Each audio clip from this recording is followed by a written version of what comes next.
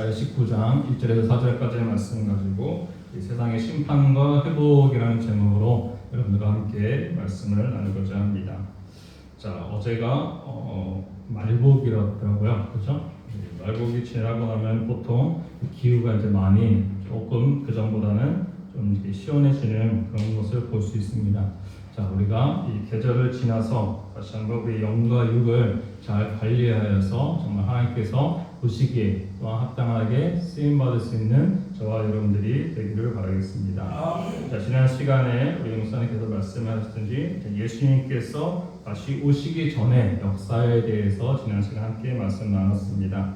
자, 예수님께서 오실 때에 그 세상의 형편, 상황, 환경에 대해서 말씀을 좀 드렸는데, 자, 예수님께서 오셨을 때에 처음에 초림하셨을 때도 그렇고 다시 오실 때도 그렇고, 자, 그때에 세상에 믿는 자들이 얼마만큼 있었는가, 혹은 환경이 어땠는가를 우리가 돌아다볼 필요가 있다는 사실입니다. 자, 오늘 본문에 나타나는 말씀을 통하여서 우리들의 신앙과 우리의 믿음을 다시 한번 점검해 볼 수 있는 귀한 시간이 되기를 바라겠습니다. 자, 먼저 우리 본문에서 말씀하고 있는 것은 애굽에 관한 경고의 말씀이다라고 서두로 시작하는 모습을 보게 됩니다. 자, 우리가 첫 번째로 우리가 바라볼 것은 우리의 죄를 우리가 바라봅시다라고 이야기할 수 있습니다.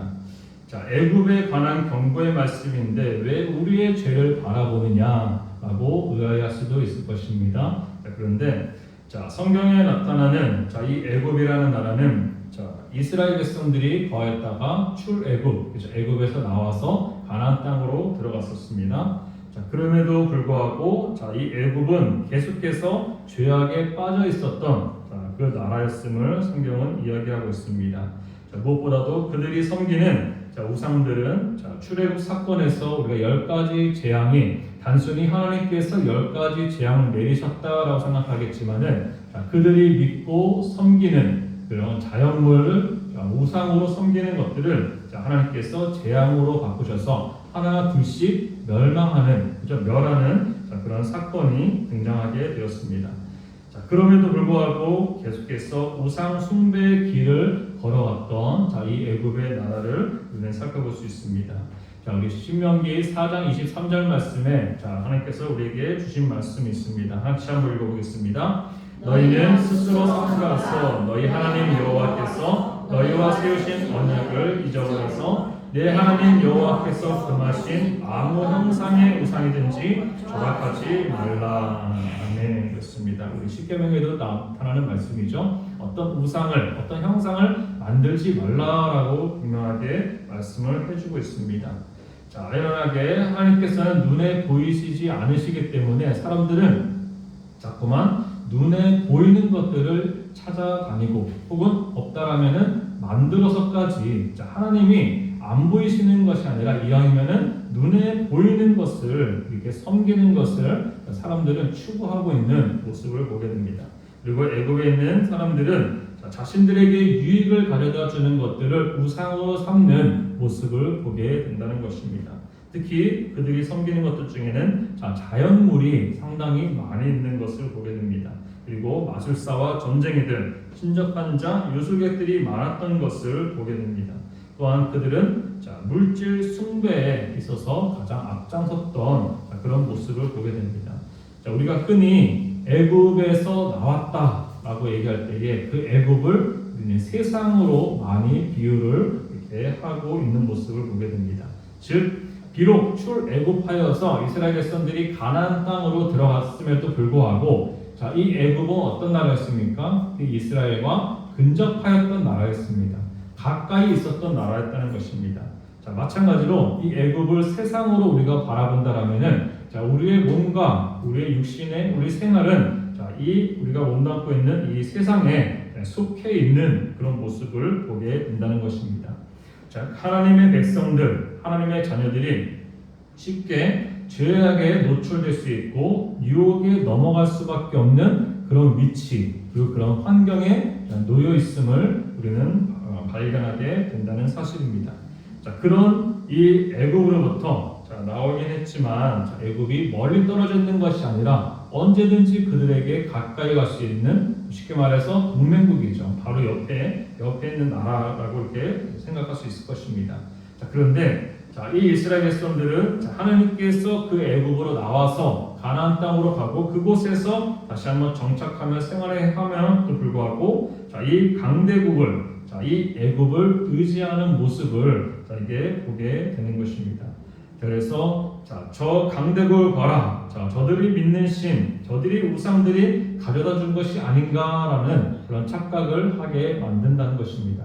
저 나라가 강대국이 될 수 있었던 것은 저들이 믿는 어떤 신이 있다. 그 신이 저들을 부하게도 하고 강하게 만들었지 않느냐. 그러니까 우리도 저 나라가 믿는, 저 지역의 사람들이 따르는 그 신을 우리도 섬겨야겠다라는 그런 마음이 누구에게요? 하나님을 믿는다고 하는 백성들에게 그와 같은 일이 벌어지게 된다는 사실입니다. 그럴 때에 오늘 읽었던 말씀 1절 말씀해 보시면, 우리 같이 한번 읽어보겠습니다. 시작. 그래서 빠른 구름을 타고 애굽에 임하시리니 애굽의 우상들이 그 앞에서 떨겠고 애굽인의 마음이 그 속에서 녹으리로다. 아멘. 보시면은 이들 가운데에 하나님의 인증하심이 나타난다라고 말씀하고 있습니다. 여기서 하나님께서 빠른 구름을 타고 애굽에 임하심이 이르는데, 여기서 빠른 구름, 그냥 구름이 아니고 빠르다라고 얘기하는 것은 하나님께서 급하게, 강하게, 빠르게, 속히 임한다라고 말씀을 해주고 있다는 사실입니다. 그들의 심판의 날이 급하게 미치겠다라는 것을 성경은 이렇게 말씀을 해주고 있다는 것입니다. 그 속에서 우리가 이 애굽과 같은 이 세상에서 우리가 어떤 죄들을 저지르고 있는지, 어떤 우상을 따르고 있는지 우리 스스로를 점검해 볼 필요가 있다는 사실입니다. 우상 하면은 우리가 가장 떠오르는 것이 눈에 보이는 것을 많이 떠오르죠. 그러나 오늘날의 우상은 어떻습니까? 때로는 눈에 보이지 않는 어떤 문화, 환경, 그런 것도 우상이 될 수가 있다는 것입니다. 그리고 그것을 통하여서 하나님보다 더 사랑하는 것, 그것이 곧 우상의 시작이자 출발점이다 라고 이야기할 수가 있다는 것입니다. 그래서 우리가 가장 많이 세상 사람들 혹은 하나님의 자녀들이라고 하면서도 가장 많이 따르는 우상 중에 하나가 바로 물질이죠. 물질. 그래서 물질 만능주의다, 돈이면 다 된다라고 하는 이런 세상 속에서 그렇다고 돈을, 물질에 대해서 무조건 부정적으로 생각하느냐? 그것은 또 아니겠죠. 하나님께서 분명히 그것들을 우리가 쓸 수 있고 사용할 수 있고 부를 취할 수도 있고 그것을 분명하게 허락해 주셨다는 것입니다. 그런데 사람들은 그것이 우상이 되어서, 우리 시편 115편 4절 말씀과 같이 함께 읽어보겠습니다. 시작. 그들의 우상들은 은과 금이요 사람이 손으로 만드는 것이라 라고 말씀하고 있습니다. 하나님께서 분명히 무엇을 만들지 말라라 하는데, 이 은과 금을 사람이 만들 뿐만 아니라 그것을 섬기고 그것이 최고다라고 하는 그 가치를 두는 것, 그것이 곧 죄이며 죄의 출발점이다라고 이야기를 하고 있다는 사실입니다. 우리는 이 애굽에 관한 경고의 말씀, 이거는 그 나라에 해당되는 말씀이야, 그 나라에 있는 사람들이 들어야 될 말씀이야 라고 생각할 때가 많이 있다는 것입니다. 우리 주변에도 내가 미워하는 사람, 내가 나하고 마음이 맞지 않는 사람에게 하나님께서 저 사람에게 좀 경고의 말씀을 줬으면 좋겠어 라는 생각을 할 때가 많이 있다는 것입니다. 그런데 이 애굽에 관한 경고뿐만 아니라 성경에 나타나는 아수르도 그렇고 여러 나라들이 등장하는데, 그들에게 주시는 경고의 말씀 속에서 우리가 바라볼 것은 우리도 어떻습니까? 똑같은 죄가 있지는 않은지를 늘 점검해 볼 필요가 있다는 사실입니다. 저는 TV나 이런 데 뉴스가 보면 여러 사건과 사고를 보는데, 참 아이러니하게 우리가 그렇잖아요. 어떤 똑같은 죄가 지금 한참 일어나고 유행처럼 번지고 있다 그러면은 나는 저 경각심을 가지고 죄를 범하지 말아야지라는 게 정상인데, 어떻습니까? 분명히 어떤 한 사건이 터졌는데 비슷한 사건이 또 터지고 계속 터지는 건 무엇입니까? 그 사람들이 그들에게 지금 애굽에게 관한 경고라라고 말씀했듯이 이 말씀을 읽을 때 이거는 애굽 사람들에게만 해당되는 말씀이니까 나하고는 상관없어가 아니라 그 속에서 주시는 메시지가 바로 저와 여러분들에게도 동일하게 적용이 된다라는 것을 우리가 생각해 봐야 될 줄로 믿습니다. 그래서 누가 누구에게 책망하는 말씀, 권면하는 말씀, 그러면은 그 말씀이 그 사람에게만 해당된다라고 생각하는 것이 아니라 나에게도 그와 같은 권면과 책망의 말씀을 들을 만한 것이 있진 않은가, 우리들의 신앙과 믿음을 같이 점검해 봐야 된다는 사실입니다. 그래서 우리의 죄를 먼저 이 애굽처럼 우리는 죄가 없는가 스스로를 날마다 돌아다볼 수 있는 저와 여러분들이 되어야 될 줄로 믿습니다. 그런 애굽인들에게 경고의 말씀을 주시는데 두 번째로 우리가 살펴볼 것은 애굽의 임할 심판에 대해서 우리가 읽었던 3절 말씀 이후로 쭉 등장을 하고 있는 모습을 보게 됩니다. 먼저 3절에 있는 말씀을 함께 살펴본다면 애굽인의 정신이 그 속에서 쇠약할 것이다 라고 말씀하고 있습니다. 그리고 그의 계획을 내가 주께서 깨뜨리신다 라고 말씀하고 있습니다. 아무리 계획을 세우고 아무리 너희들이 믿고 의지하고 섬기는 그 마술사, 우상, 그리고 신접한 자, 요술객에게 물으리로다 라는 이 말씀은 역으로 말해서 너네가 그렇게 믿고 따르는 그 사람들에게 어디 가서 한번 물어봐라 라는 이런 말씀입니다. 이런 뜻입니다. 그런데 주님께서 그들의 모든 계획을 깨뜨리신다라고 말씀을 해주고 있는 줄로 믿습니다. 또 다른 심판은 어떤 내용이었습니까? 우리 4절 나타났습니다. 함께 보겠습니다. 내가 이끌는 잔인한 주인의 손에 비치리니 포악한 왕이 그들을 다스리리라. 주 만군의 여호와의 말씀이니라. 아멘. 포악한 왕이 일어난다. 그리고 그 왕이 그들을 다스릴 것이다 라고 말씀을 하고 있는 줄로 믿습니다.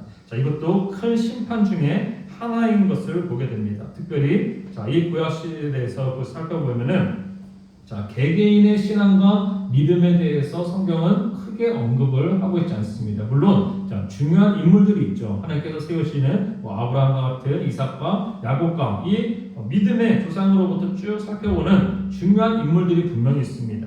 그럼에도 불구하고 대다수는 어떻습니까? 우리 사람 한 사람 한 사람의 개개인의 신앙이 어땠는지 구체적으로 성경은 다루고 있지 않습니다. 그럼 뭘 다루고 있습니까? 우리 열왕기상 또 쭉 가면은 왕을 중심으로 이 내용들이 펼쳐지는 모습을 보게 됩니다.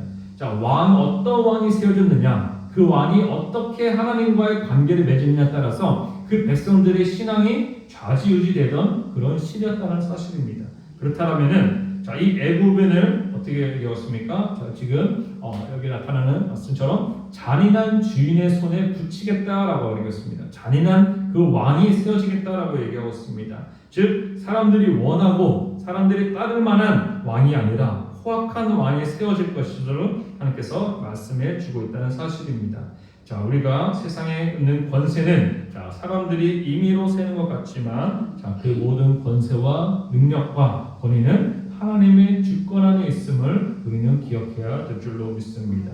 우리는 가끔 가다가 이해 안 되죠. 왜 하나님께서는 북한에 있는 그 김정과 같은 그런 지도자를 왜 그런 나라를 이끌어가게끔 허용하시는가? 우리는 의문이 많이 들 수도 있을 것입니다. 그런데 하나님께서는 분명한 하나님의 또 계획하심이 있는 줄로 믿습니다. 그래서 이와 같이 그들에게 이거는 애굽에 있어서는 이것이 심판이다라고 말씀을 하고 있는 줄로 믿습니다. 또한 5절 이하로 보시면은 어떤 말씀이 나타나면은 삶 속에 5절 한번 읽어볼까요? 시작.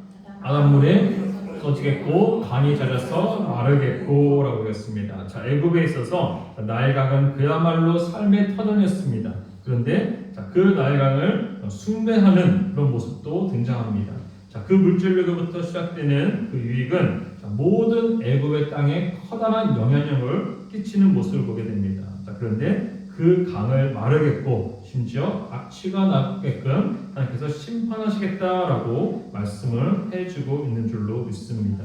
또한 우리 11절 이하로 쭉 보시면은 수완의 방백은 어리석었고 바로의 가장 지혜로운 모사의 책량은 우둔하여졌으니 너희가 어떻게 바로에게 이르기를 나는 지혜로운 자들의 자손이라 나는 옛 왕들의 후회를 할 수 있으랴 라고 말씀하고 있습니다. 즉 바로의 가장 지혜로운 자라 할지라도 하나님의 지혜 앞에서는 아무것도 아닌 것처럼 된다라는 사실입니다.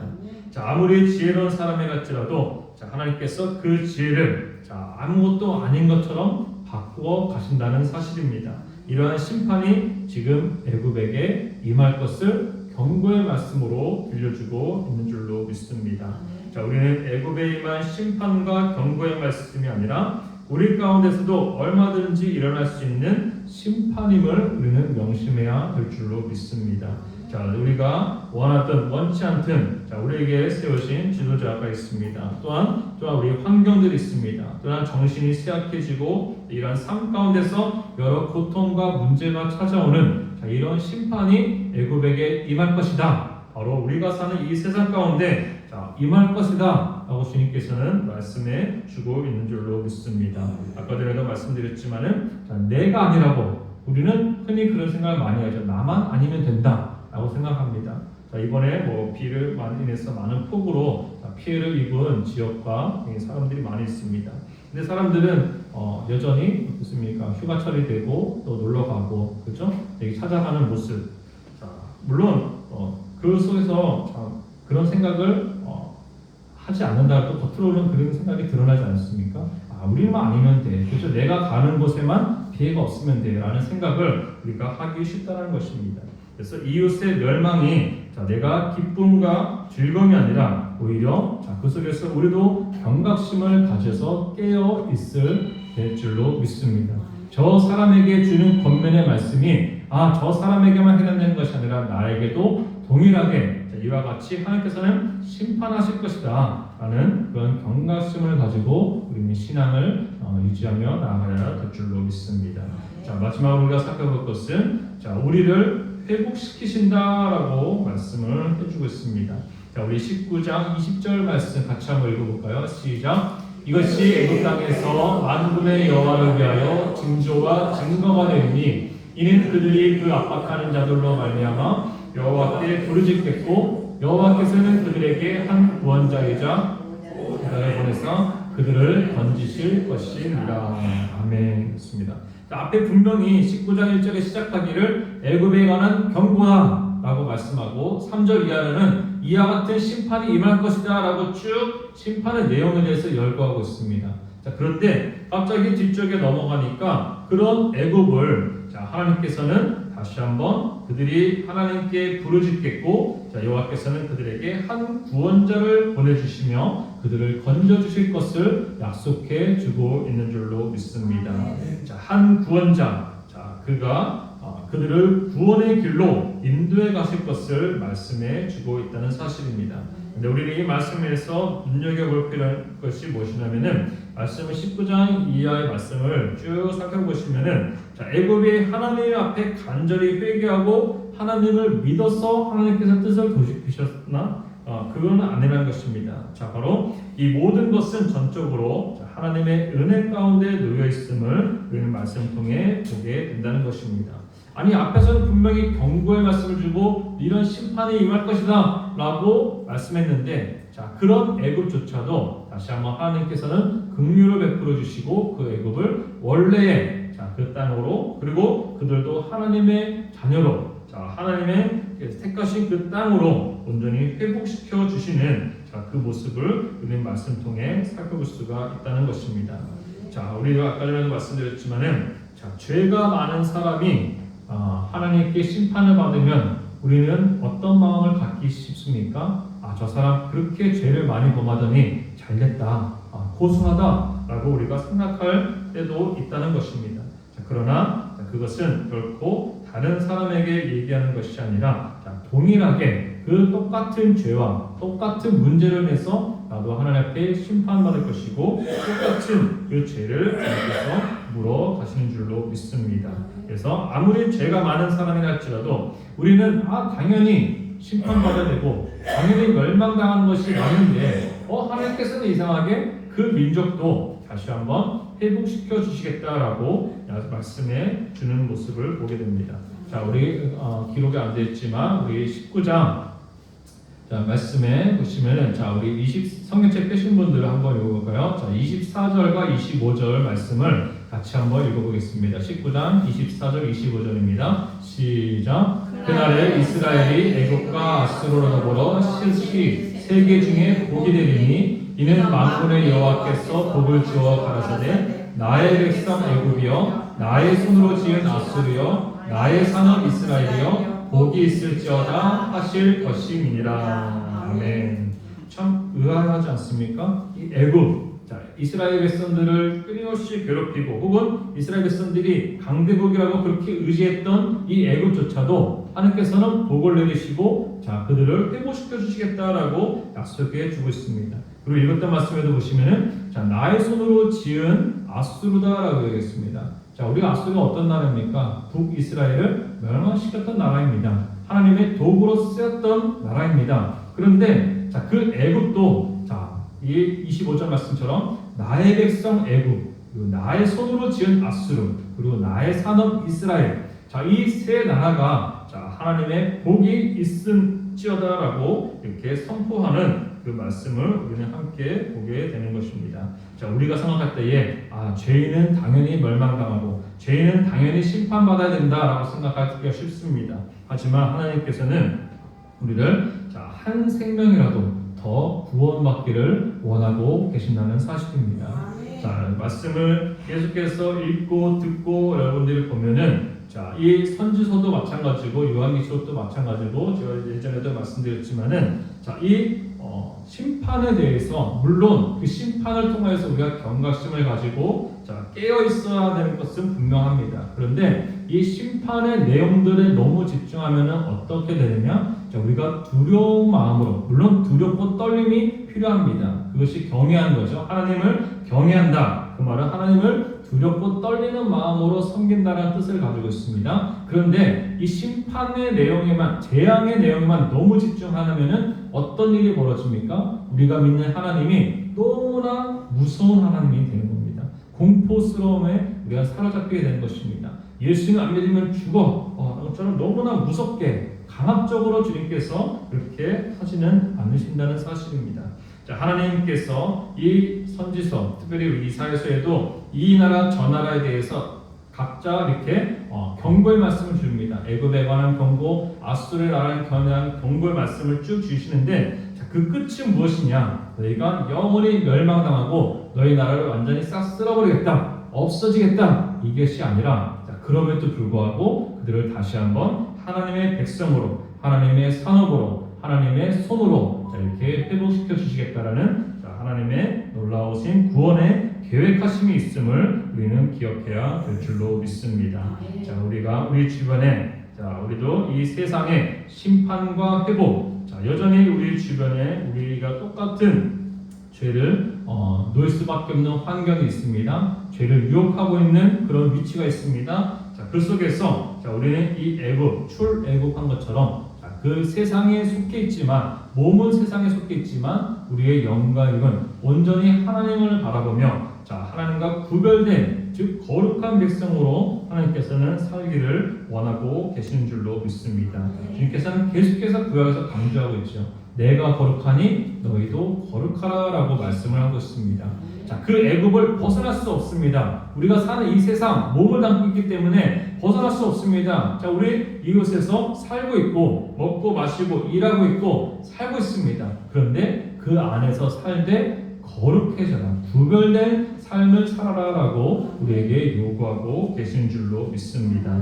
자, 우리 함께 나왔던 이 19장에 나타난 서두에서 시작했듯이 애굽에 관한 경고의 말씀이다라고 하는데 자, 이 애굽을 우리는 다른 말로 세상을 비유합니다. 또한 그 더 나아가서는 우리 자신에도 이 말씀에 비추어 볼 필요가 있다는 사실입니다. 자, 우리가 꼭 애굽에게만 혹은 특정한 나라에게만 혹은 특정한 사람에게만 주시는 말씀이 아니라 나도 그와 같은 죄를 범하였다라면 동일한 심판과 동일한 멸망을 당할 수밖에 없는 자, 연약한 존재라는 것을 우리는 기억해야 될 줄로 믿습니다.